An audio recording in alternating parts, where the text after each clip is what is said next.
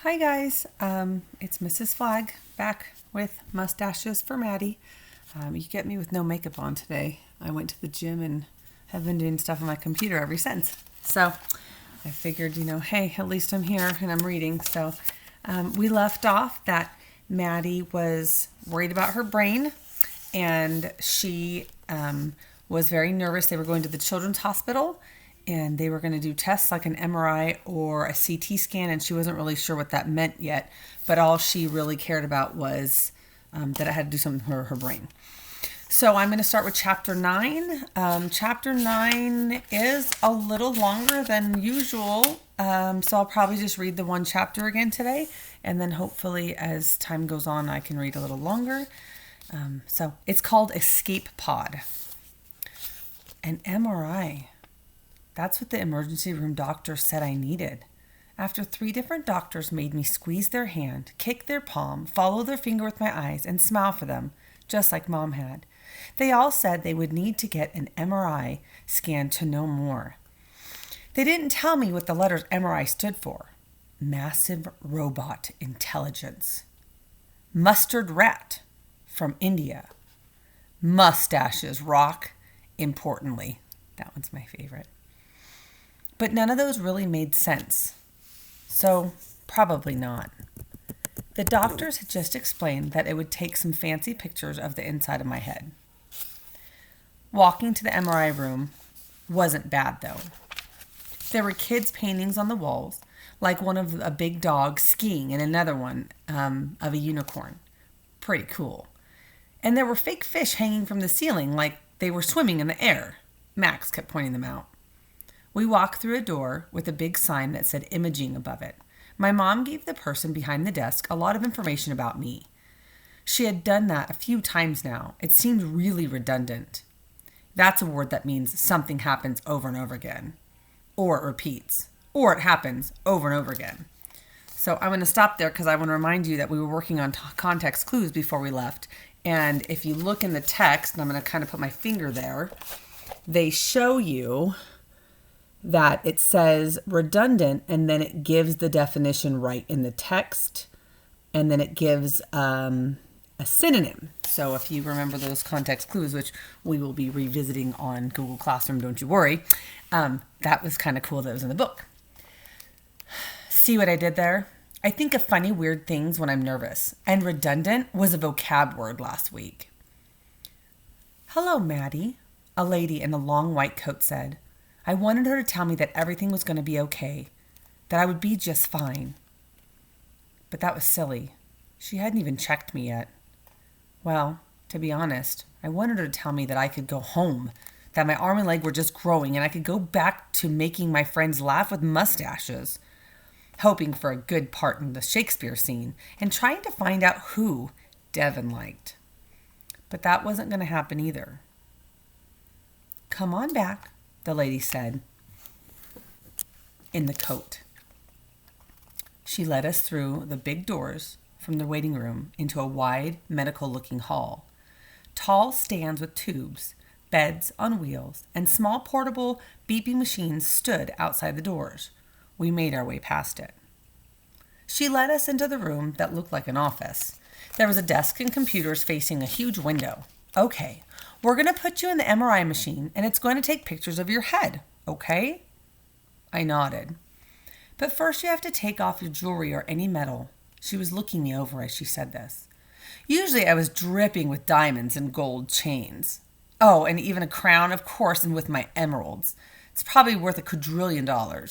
Good thing I left all of that with the royal guard back at the palace. That made things easier. I took out one of my pair of earrings with the little gold mustaches on them.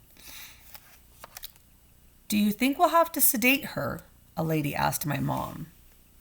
So if you guys don't know what sedate means, it's when they give you medicine to calm down. So it's supposed to relax you. She should be fine, Mom said. She's a brave girl. I didn't know what sedate meant.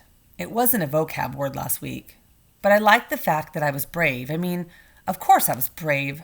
I'd put on a mustache at school to make my friends laugh.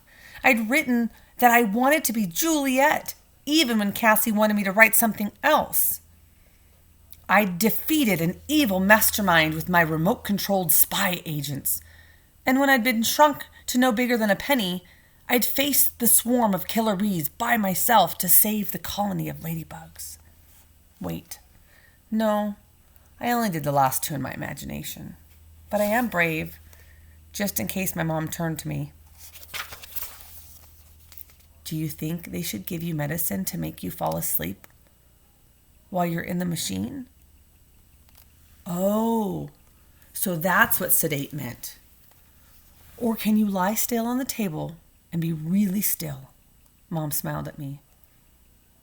I didn't know what machine or table we were talking about, but I nodded. I can stay still, I said.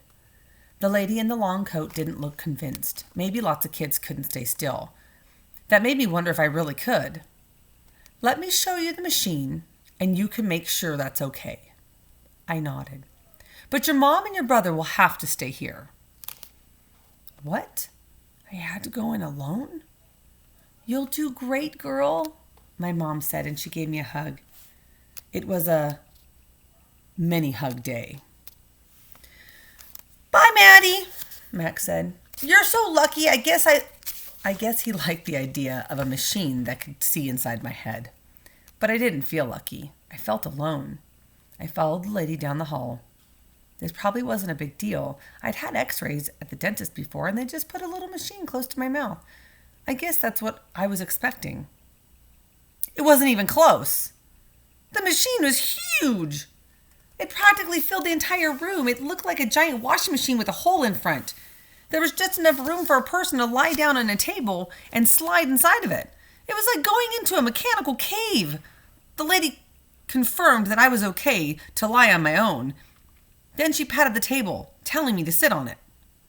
All right, she said. I just need to give you a shot so the machine can bounce its wave off the medicine in the shot and get a good picture of your insides. I didn't know what that meant, but I didn't like it. The lady in the coat got a needle. It wasn't tiny. I didn't like that even more. As the needle went in, I felt like I was getting stabbed in the hand with a small sword. My tender, useful hand. She pushed on the end, and the stingy stuff went into my veins. I cried. Call me a wimp, but I had just found out there might be something wrong with my brain. I was going to have to sit on a huge machine, and then I got stabbed with a small sword. Not my favorite day, not even close. The lady waited a minute until I was feeling better. Then she laid a thick blanket on top of me. It didn't seem like a blanket, though. It was heavy, like it was made out of mud covered in plastic. She strapped my head into a helmet thing that was attached to the table. Probably made me look like a spacewoman. She also popped some headphones over my ears.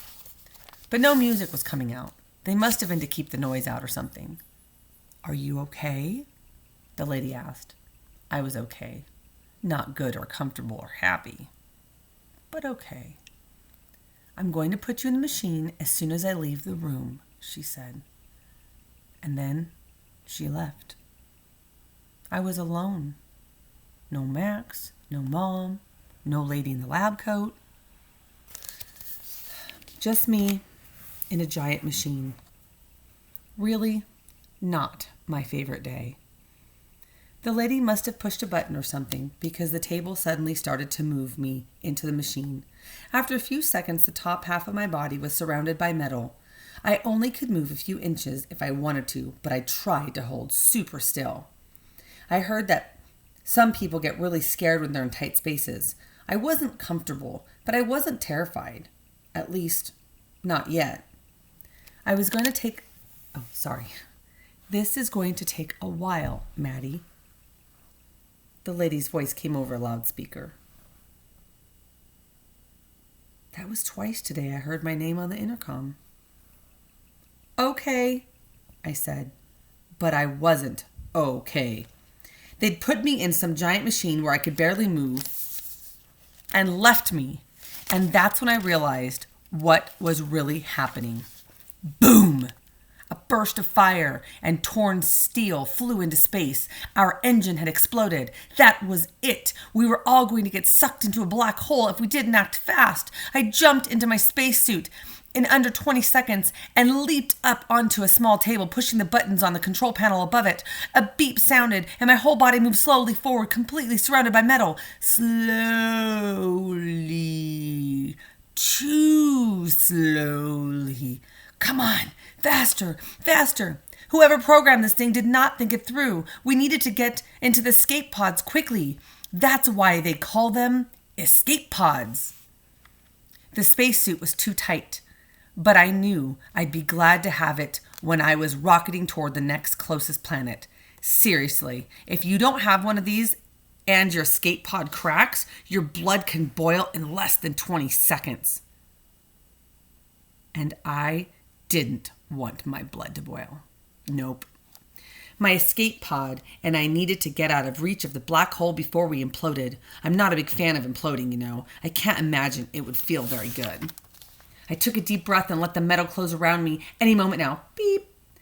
Please, no blood boiling. Please, no imploding. Beep, beep, beep. Brrr. I jumped at the noise. It was loud, really loud. I didn't know what exactly this machine was doing, but it was not doing it quietly. I had on headphones, and it still was really loud. Seriously, I was under enough pressure as it was without making it so much noise. Beep, beep, beep. Brrr.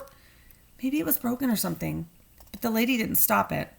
No, I just had smacked into a space rock as I rocketed from the ship, trying to escape the inevitable clutches of the black hole. The whole area was filled with space debris. Brrr. I bounced again against another meteorite and another, but after a while, I thought they were getting smaller. I hoped I was getting away from the rocks and closer to safety. The escape pod kept making noise, though. Maybe all that banging and bouncing had done some damage. More beeps, more brrr. I didn't know shooting into space in an escape pod would get so boring. I was lying there all alone, staying still and listening to the crazy machine booming and ringing and buzzing for like 45 minutes. Finally, I was out of reach of the black hole. I just didn't know if I was out of danger. What had the machine seen when it looked inside my head? So again, that's just one example of her using her really great imagination to get her kind of through situations she's going through in her life. So I hope you enjoyed the chapter. I miss you guys a bunch. I will read some more on Monday. All right. Have a good day.